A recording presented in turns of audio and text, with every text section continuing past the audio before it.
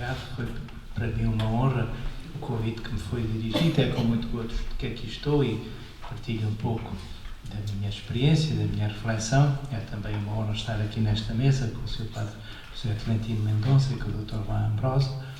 Cumprimento e cumprimentos a todos. Então, ao iniciar esta minha breve reflexão sobre a participação política na Gaudium et Spes, vem-me à mente alguns factos que me parecem significativos, a propósito desta ideia e da importância da participação política. Celebramos há pouco 40 anos das primeiras eleições livres em Portugal. Eu tenho uma vaga ideia, era novo na altura, mas recordo-me. Nestas eleições, as primeiras eleições, a seguir ao 25 de Abril, a participação ultrapassou os 90%, apesar de condições adversas. Eu também tenho uma vaga ideia que havia até apelos à abstenção, porque acharam que as pessoas não estavam preparadas, etc. Condicionalismos da altura. Mas apesar disso, portanto, apesar dessas condições adversas, a participação ultrapassou os 90%. Um nível que nunca mais voltou a ser atingido em eleições sucessivas. Hoje já nos vamos habituando a níveis de abstenção crescentes. Ainda nas últimas eleições, pensar, afinal não foi tão... Não, ainda foi mais elevado do que nas últimas. Mas não é só cá em Portugal. Em Portugal, como noutros países da Europa, isso verifica-se nas gerações mais jovens. É um facto... Recentemente houve umas conferências organizadas pela Presidência da República e apresentava-se isto como um fenómeno generalizado nos países europeus. Portanto, um maior nível de abstenção nas gerações mais jovens. Embora, também isto é verdade, estas gerações mais jovens são mais ativas noutro tipo de participação política. Não é só nas eleições, através das eleições que se participa na política. Portanto, este é um facto, não é, que eu começo só por referir. Depois outro, ouvi recentemente o testemunho de uma minha colega brasileira, uma juíza do Tribunal Eleitoral da Amazónia. Foi comovente conhecer o empenho dela e das pessoas com quem ela trabalha para que nenhum cidadão fique privado do seu direito de votar. No Brasil, até em determinadas condições, em determinadas situações, é mesmo obrigatório votar.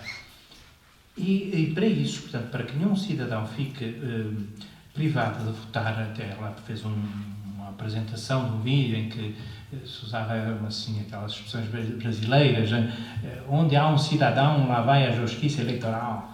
E para isso, portanto, para votar ou para permitir que outros votem, há quem na Amazónia, portanto, a Amazónia tem uma extensão superior à da Europa, não é? Há quem faça viagens de mais de um dia em locais onde os rios servem de estradas. Isto para dizer, portanto, estes exemplos que eu estou a dar são para mostrar como às vezes corremos o risco de desvalorizarmos aquilo que recebemos sem esforço e de que nunca fomos privados. É o que acontece com as gerações mais jovens, cá em Portugal, já não com as mais velhas. E isto sucede com os direitos de participação política. Mas o que é que nos diz a Gaudium et Spes sobre a participação política e sobre a vida na comunidade política? Afirma-se na Gaudium et Spes, número 75. É plenamente conforme com a natureza do homem que se encontra em estruturas jurídico-políticas nas quais todos os cidadãos tenham a possibilidade efetiva de participar livre e ativamente, de um modo cada vez mais perfeito e sem qualquer discriminação, tanto no estabelecimento das bases jurídicas da comunidade política, como na gestão da coisa pública e na determinação do campo e fim das várias instituições e na escolha dos governantes. Todos os cidadãos se lembrem, portanto, do direito e, simultaneamente, do dever que têm de fazer uso do seu voto livre em vista da promoção do bem comum. A Igreja louva e aprecia o trabalho de quantos se dedicam ao bem da nação e tomam sobre si o peso de tal cargo em serviço dos homens. A participação política, portanto, terminei a citação, agora a participação política, quer a dos cidadãos, quer a dos responsáveis de cargos políticos, é, pois, associada ao serviço do bem comum. O bem comum é um dos princípios fundamentais da doutrina social da Igreja, que a Gaudium et Spes também associa à natureza e ao fim da comunidade política. Nela se afirma a este respeito, a respeito do bem comum, portanto, número 74. Os indivíduos, as famílias e os diferentes grupos que constituem a sociedade civil têm consciência da própria insuficiência para realizar uma vida plenamente humana e percebem a necessidade de uma comunidade mais ampla, no seio da qual todos conjuguem diariamente as próprias forças para cada vez melhor promoverem um bem comum. E por esta razão constituem, segundo diversas formas, a comunidade política. A comunidade política existe, portanto, em vista do bem comum. Nele encontra a sua completa justificação e significado, e dele deriva o seu direito natural e próprio. Quanto ao bem comum, portanto, define-se então agora o bem comum. O que é este conceito de bem comum? Ele compreende o conjunto das condições da vida social que permitem aos indivíduos, famílias e associações alcançar mais plena e facilmente a própria perfeição. Portanto, deve ser o critério do bem comum, portanto, já terminei a citação, deve ser o critério do bem comum a orientar as escolhas políticas de cada pessoa, não, portanto, o interesse individual ou de grupo. Deverei votar em quem dá mais garantias de servir o bem comum, não necessariamente em quem me assegure mais benefícios pessoais ou assegure mais benefícios para a minha categoria profissional. O bem comum é o bem de todos e de cada um. Não é a soma de bens individuais, mas também não é o bem de um todo que se sobrepõe às partes. Porque cada parte, cada pessoa tem um valor por si mesma, é um todo por si mesma. Não é por isso o bem do maior número, numa perspectiva utilitarista, o bem de uma maioria que sacrifica bens fundamentais de uma minoria. A democracia supõe o respeito pela regra da maioria, mas não pode assentar no domínio absoluto da maioria, como comprova a experiência das chamadas primaveras árabes, que em muitos casos tornaram mais difíceis as condições das minorias cristãs, cujos direitos eram relativamente respeitados por anteriores ditaduras. Às vezes até fica um bocado surpreendente, choca-me um bocado ver da parte de cristãos do Médio Oriente quase que a lamentarem o facto de vigorar a regra da maioria, porque com as ditaduras no Iraque, na Síria, etc., estavam garantidas os direitos das minorias e receiam que, aplicando a regra da maioria, isto venha prejudicar a liberdade religiosa, e isto tem sucedido assim com os cristãos do Médio Oriente.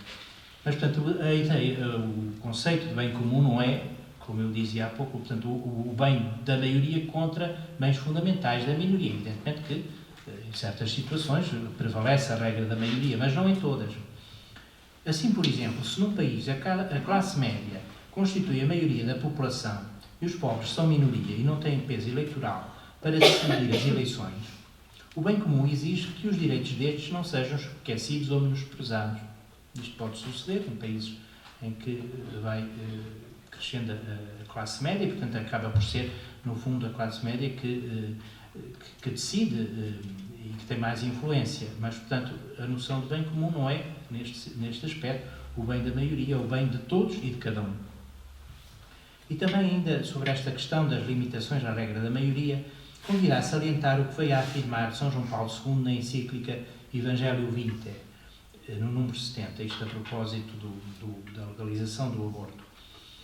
Diz o Papa João Paulo II, São João Paulo II, nesta encíclica: quando uma maioria parlamentar ou social decreta a legitimidade da eliminação, mesmo sob certas condições, da vida humana ainda não nascida, porventura não assume uma decisão tirânica contra o ser humano mais débil e indefeso?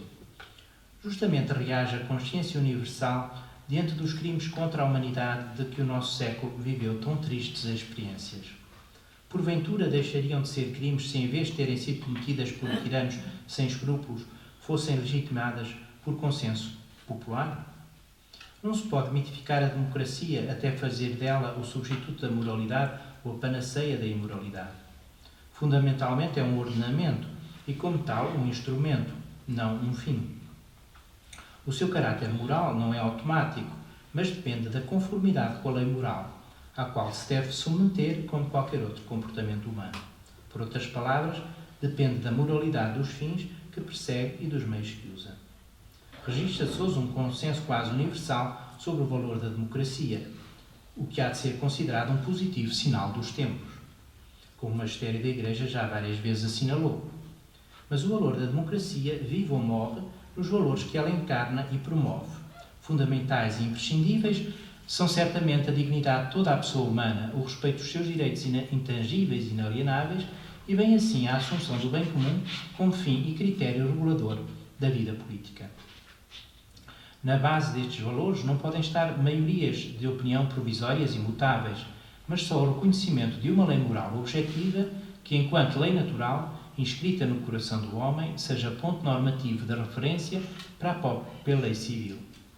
Quando, por um trágico obscurecimento da consciência coletiva, o ceticismo chegasse a pôr em dúvida mesmo os princípios fundamentais da lei moral, então o próprio ordenamento democrático seria abalado nos seus fundamentos, ficando reduzido a puro mecanismo de regulação empírica dos diversos e contrapostos interesses. Portanto, esta citação da encíclica Evangelii Vitae, a propósito dos limites à regra da maioria, em função do bem comum, que é o bem comum também de todas as pessoas, sem exceção. Ainda a respeito do bem comum, será de realçar o que afirma a Gaudium et Spes sobre o amor da pátria e o bem comum universal. Naquela altura não havia estas questões da globalização, mas hoje, de alguma maneira, nós vemos que, ao mesmo tempo que há globalização, há também uma certa reação de nacionalista, né, em vários países da Europa, penso agora em França, e há que, de facto, ter esta consciência do equilíbrio entre o bem comum nacional e o bem comum universal. E o que é que diz a Gaudium et Spes a este respeito, número 75?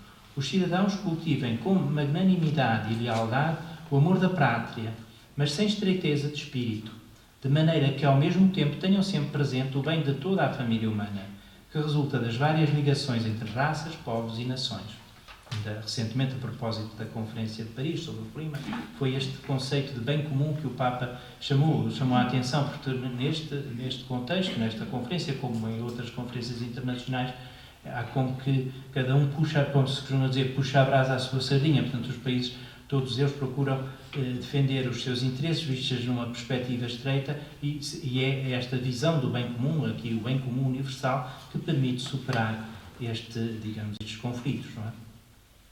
Portanto, este é um aspecto, a noção do bem comum, que é posto em relevo na Gaudium et Spes a propósito dos fins da comunidade política. Outro princípio fundamental da doutrina social da Igreja, que encontra reflexo no capítulo da Gaudium et Spes relativo à vida da comunidade política, é o princípio da subsidiariedade.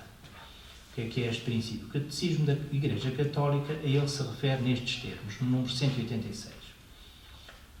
Estou a citar, portanto, o Catecismo. Com base neste princípio, todas as sociedades de ordem superior devem pôr-se em atitude de ajuda, subsídio, portanto, por isso é que é subsidiariedade, e, portanto, de apoio, promoção e incremento em relação às menores.